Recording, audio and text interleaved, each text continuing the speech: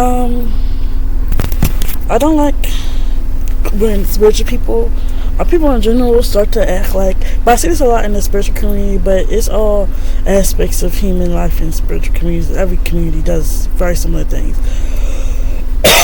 Often, especially when it comes to like core human things that we all experience, the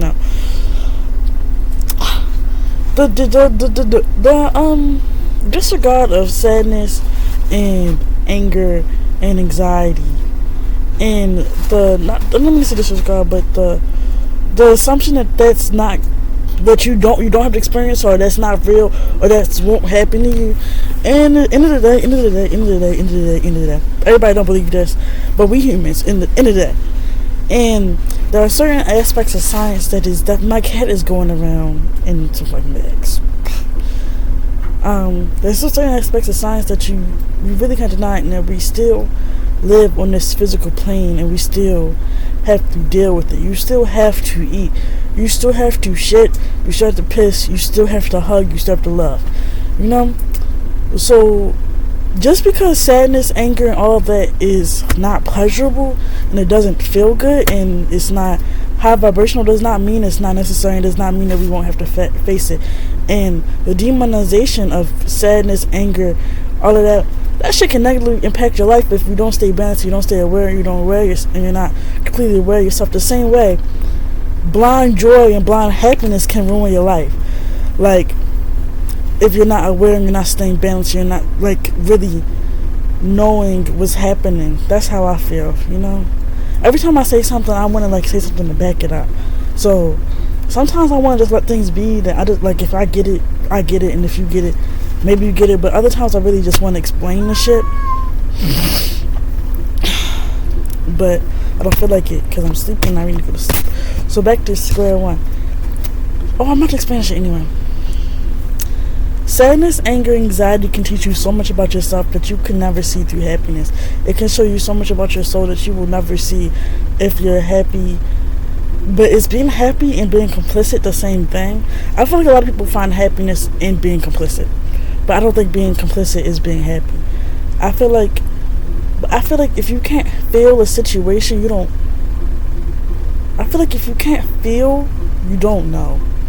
You don't know yourself. You don't know your soul, at least. At least that's for me.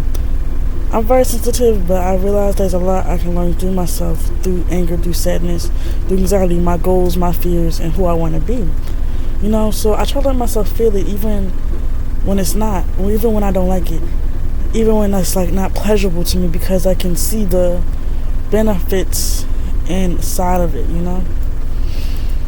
But I don't think they're bad, and I think we're gonna deal with it regardless. I don't really understand the spiritual people that be like, depression is not real. Niggas can do MRI scans on your brain and see what the fuck how that shit really affects your brain, and affects how you move, how that shit affects your memory, how that shit affects your sleep. How are you gonna say that shit's not real? That's not really gonna help anyone get out of a depressed state. A depressed state is real. If you're trying to say you don't have control over depression, sadly that is true for some people, because some people's brains are really built like that, and there's things you can help to deal with it. But to say that it's not true or it's not real, I feel like that takes away from what it really is. I think a lot of people, because of the nature of depression, they typically feel their own depression by, like, just because of the nature of it. Not saying they're bad for it, but I did it at one point. You feel your own depression. How depression works is kind of like a cycle. So I feel like you can get out the cycle for some people, or you can get better for some people.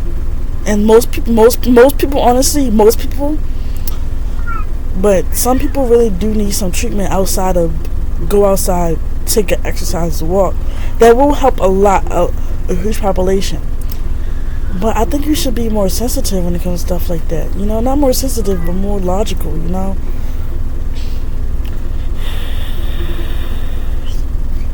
Well, I'm trying to stay out of a complete logical mind, even though I want everything I want to say or believe, I have to it has to make sense to me, and it has to have, can't think of the word, but corroborate, some shit like that. Basically meaning, has to be some other proof to back it up. has to be some other people back it up. Even if it's not, it has to be some proof, and it has to be some shit that's slightly impartial, you know. But to be real, all this shit is a perspective, and very few things are completely impartial. But you know, I gotta go to sleep. My point is, sadness and anger and anxiety should not be demonized. It's a part of human life. We're living a human experience. If you feel like you're elevated to the point where you won't ever feel sadness or anger, my mind be going a little dark sometimes. I was about to say some shit about somebody dying that you care about, but that's too much. But no, for real, like, do you think you will be completely acceptance when someone you care about dies? Like, who the fuck do you think you are? Like, not who do you think you are, but nigga, who the fuck do you think you are?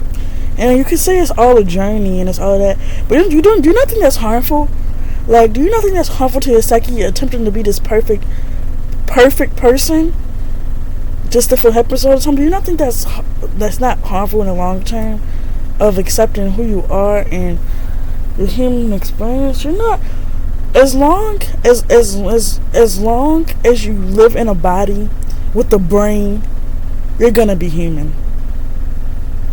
You know, as long as you're living in a body, you're gonna be human. I mean, you know, part of me, sometimes the people be getting me, and I start feeling like, is that just a limited belief? Is that just how I feel? But I feel like that also makes perfect fucking sense. Like, your consciousness can elevate, but that won't take away from the fact that you still get sad and anxious and shit. Sorrow, say it like you mean it. Just like, nah, that anger is a powerful tool in moving shit, getting shit done, dealing with injustices, dealing with evils. Sadness can reveal what shit that you don't like about yourself, about your soul, about how you think, about how you living, you know. I feel like we get so wrapped up into that shit sometimes. That's when I can understand why you would demonize it. But it's like, end of the day, you know, focus on joy, focus on happiness, but let the unpleasant emotions be a tool, you know.